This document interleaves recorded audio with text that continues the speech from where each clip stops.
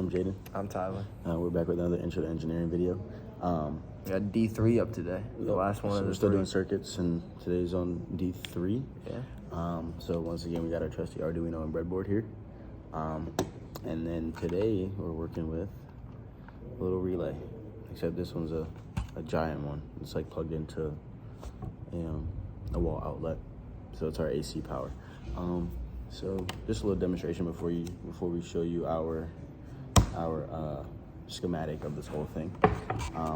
So we have this relay, which is like this gigantic power strip, and then we have 4 different night lights, and right now the switch is on, so it's plugged on. And then obviously, like a regular power strip, we can just cut it off.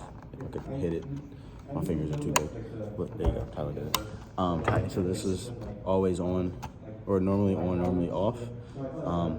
And then we have our power strips plugged into our breadboard here, as you can see, and then as well as our 5 volts of power running from our Arduino into the breadboard, as well as our ground into the Arduino, and then our power is connected to a switch, which is in series with the relay, and then the ground from the relay is in series with our ground. And that being said, whenever we click our little switch here, we switch, so that now the normally off is normally on, and the normally off, or normally on is always is off.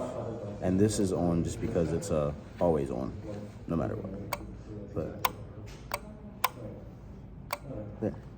So with that, we had to come up with our own little schematic of the entire thing.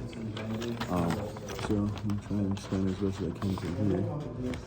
You can see that. So we have our Arduino, our switch, which is our tactile switch on the board here, and then we have our relay, which is this big thing right here, and then on the side of our relay we have our AC current, which is running through the relay, and then we have both of the normally on and normally off switches, and the reason we have it set up like this is because when we have it normally on, the power runs in this little circuit right here and runs through the normally on, but then once the switch is turned on and it's closed, then it runs all the way through the outside and then goes back through here. So yeah, that's our little schematic, and this is our little project for today. Oh, D3.